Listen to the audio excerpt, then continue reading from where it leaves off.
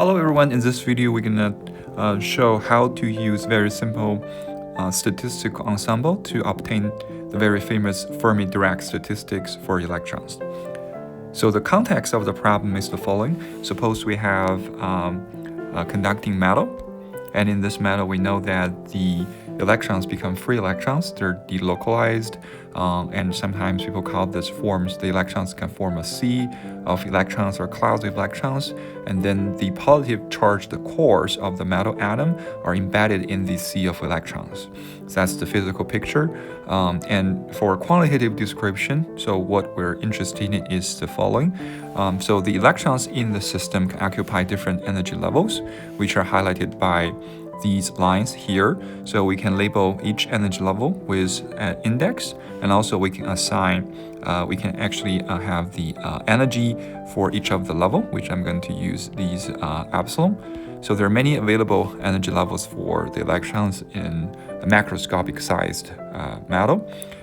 So this is how we're gonna label all these energy levels. They go up to almost infinity. Okay, so that's the available energy levels.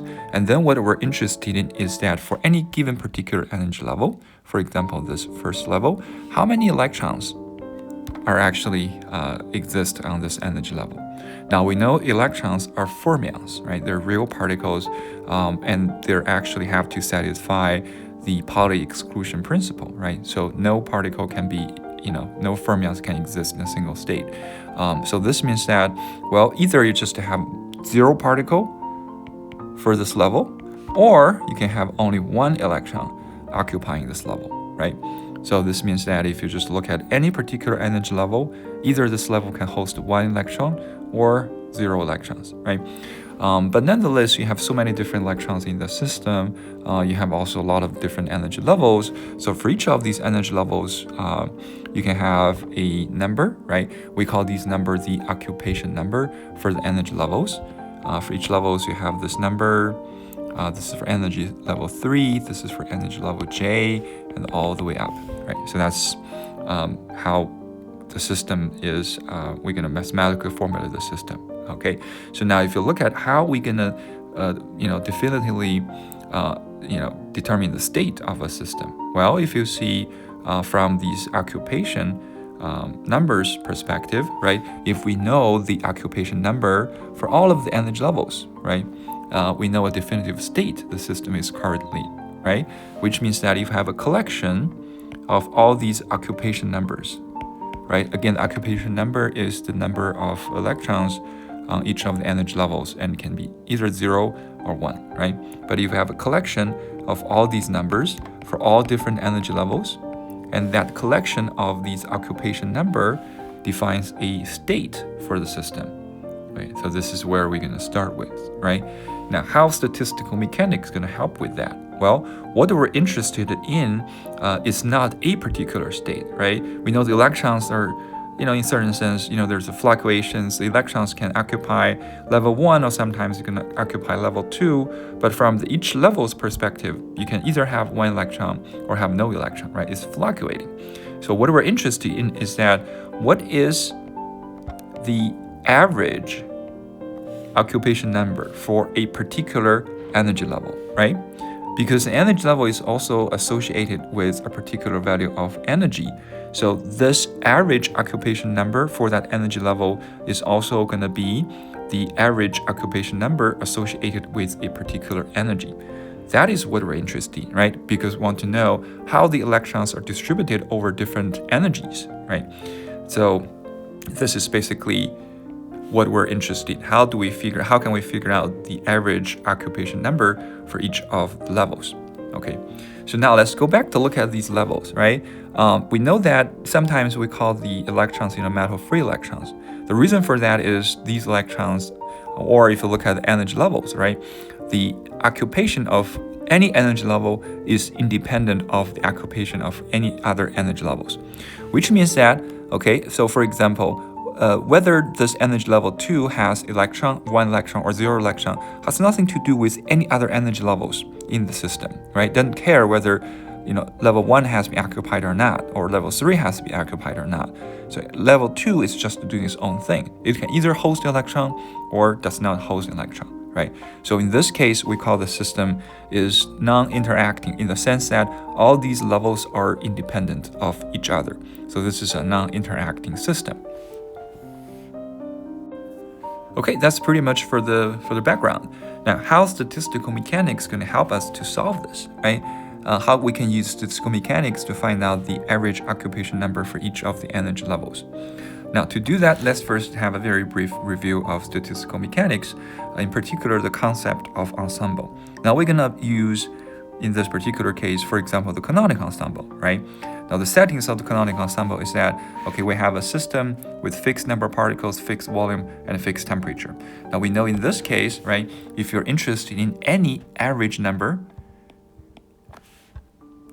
in the system, right, and this average number is a function of the microscopic state, so we can use the so-called ensemble average, which means that you can simply average over all of the state, right? And then for each of the state, you can actually get this actual property X for that given state V.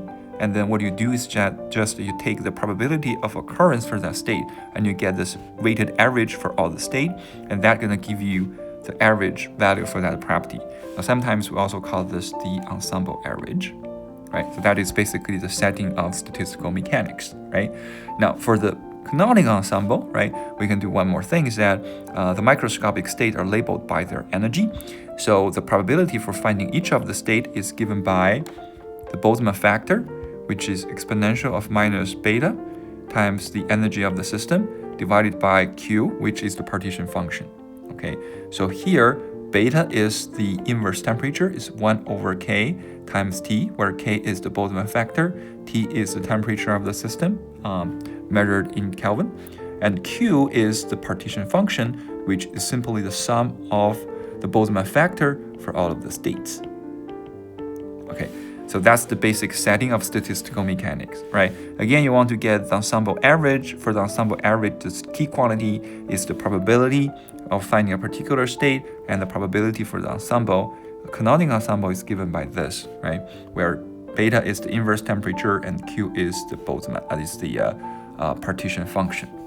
Okay, so now let's take this, right? Let's apply this canonic ensemble to the particular system, right? Now, because all the energy levels are independent of each other, if we're interested in the occupation number for a particular energy level, say energy level J, we don't have to worry about all the other energy levels. We can focus on this level alone, right? Which makes our calculation much easier.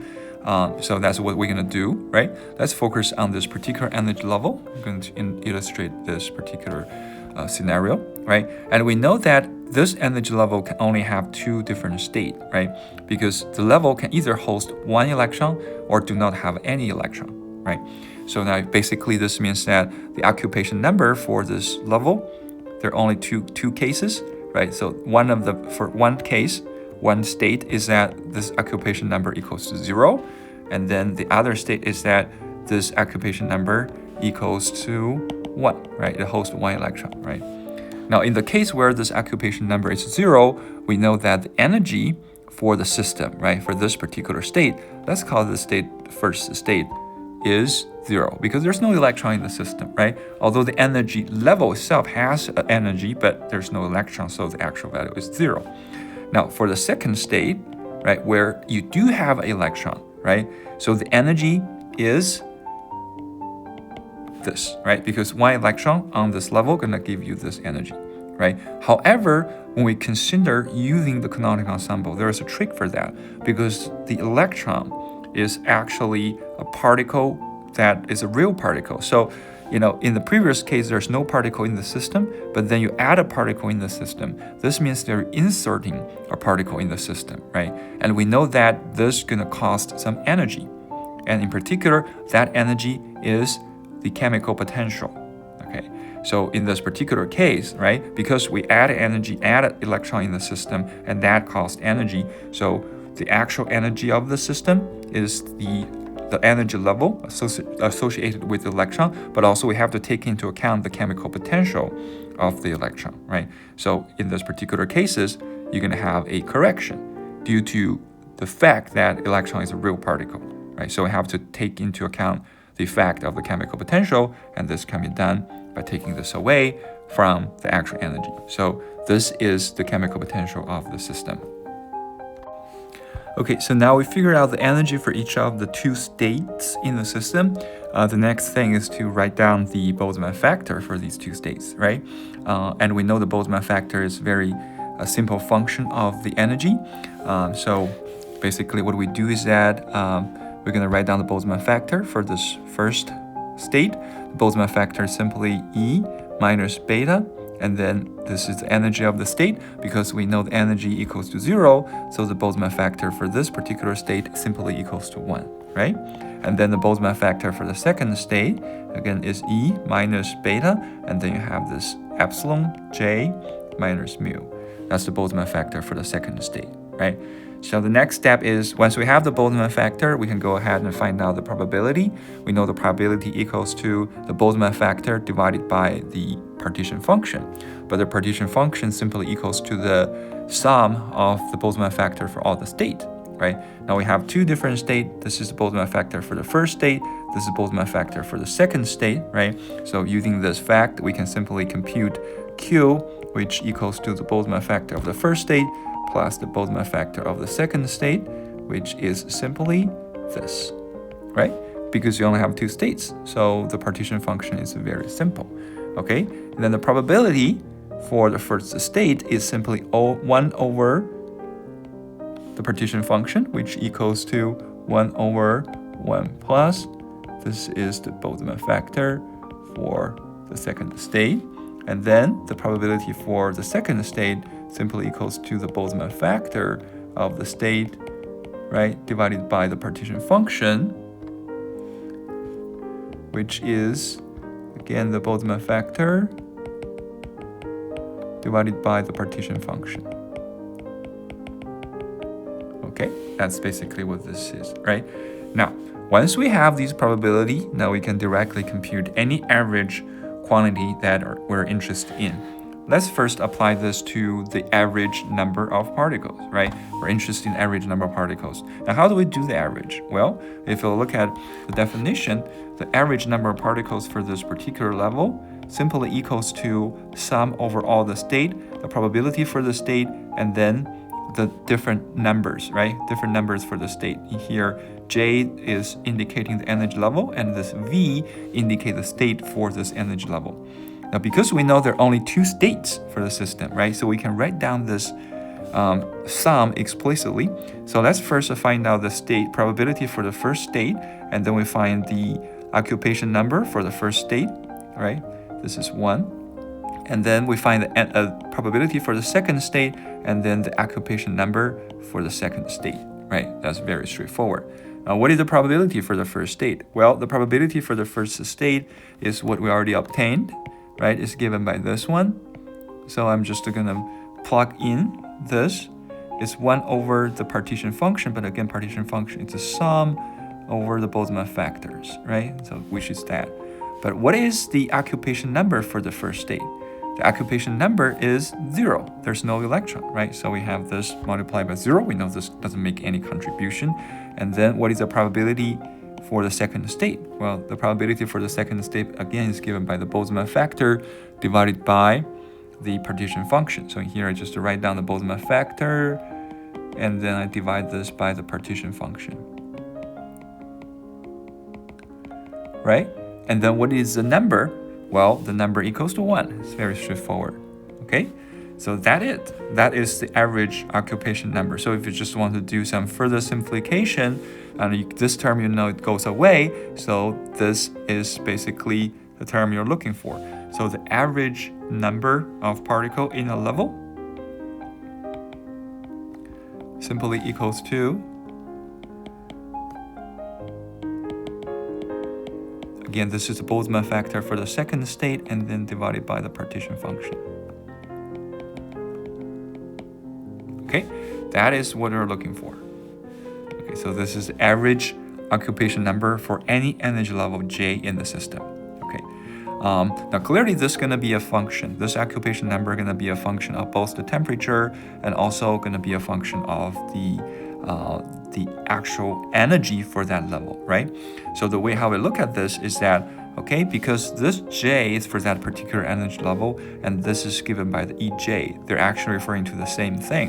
And if we consider in the actual macroscopic size, the metal material, the energy level is so closely packed, right? There are so many different energy levels together, and always it can almost be considered as a continuous spectrum. Now, in this case, we can simply say, okay, I can consider this average number, occupation number, simply as a function of the energy, right? Because you're talking about the number for each level, but each level is characterized by energy. So I can consider the occupation number for this level is just as a function of energy, right? And in this case, we're going to have this as a function of the energy, and then it's going to be given by this.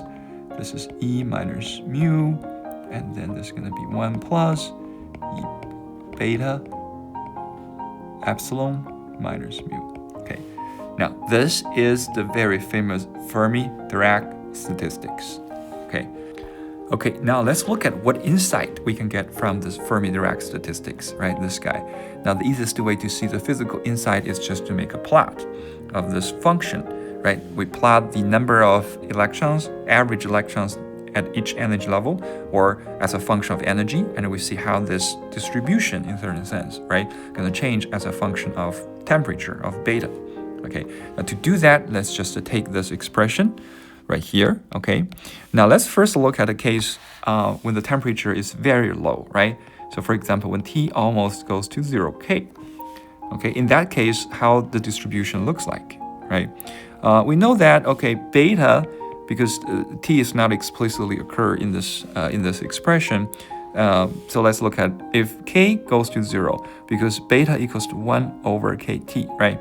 So sorry, if T goes to 0 and beta equals to 1 over KT, and this means beta is very large and gonna almost diverge to positive infinity.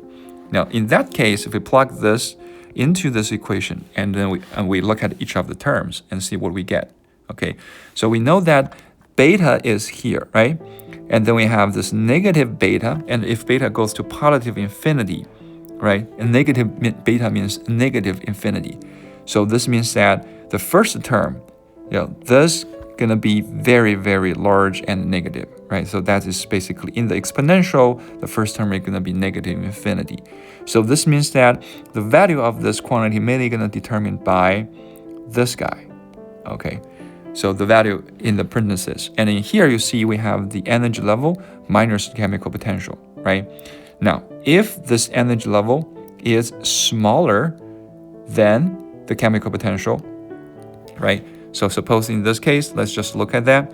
And then if this E is smaller than the chemical potential, which means that this E minus mu gonna be smaller than 0, okay?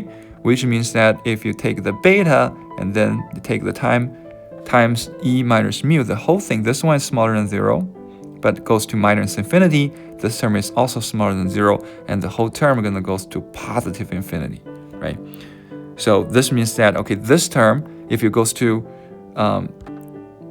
E beta, this epsilon minus mu, this also goes to positive infinity. This is going to diverge, right? So if you look at this expression, this is going to be much, much larger than 1, right? So on both, in this case, right, let's just write down this. In both cases, right, for the numerator, you have this is blowing up, right? And then for the denominator, because the second term is going to be much, much larger than 1, so this means that in this particular case, 1 is out of concern. You basically have the same term over itself, so this is going to be very close to 1. Very close to 1, right?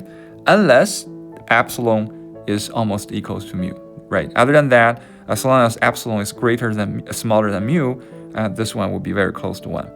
And also, this is for this particular case, right? So for the case that when epsilon is smaller than mu, and if epsilon is greater than mu, what you have is the opposite, right? So you have epsilon minus mu, this is going to be greater than 0, so this whole thing beta times epsilon minus mu, this goes to negative infinity. And then the Boltzmann factor, right? If you look at that, this Boltzmann factor, this one gonna goes to 0. Okay, now if this Boltzmann factor goes to 0, as you can see, which the Boltzmann factor is in the denominator. So this means that for any epsilon greater than mu, this one gonna goes to 0, right? So this is for epsilon greater than mu. This is for epsilon smaller than mu, right? So we have these conditions. So now, based on this information, we can already generate a pretty good, not quite accurate, but pretty good plot, right? So basically what we do is that this is t equals to 0. So what we want to do is to generate a plot, right, for the distribution. And then the distribution gonna be, this axis gonna be epsilon, right? And then what we have here is we set this to be the chemical potential mu, right? So this is gonna be our number of electrons on each of the energy levels as a function of the actual energy of the level. Now we know that when E is smaller than mu, this occupation number, average occupation number, is almost close to 1. So basically gonna go like that, right? And then when this E is greater than mu, for this side, the occupation number is almost 0, right? So which is this one. And that is the Fermi-Dirac statistics, right? So basically you're gonna go from here and then, very quickly it drops to 0 and then it goes like that, okay? So what does this mean? Well, this is for a very low temperature scenario, right? So what does this mean is that at very low temperature, the electrons can occupy with 100% the lower energy levels, right? So we're gonna take all of the available lower energy levels first, and they're gonna pile up all the way up to this, what we call the Fermi level. Okay, this is the chemical potential of the system. This is what's going on at a low temperature. Okay, now what's going on? What happens at high temperature, right?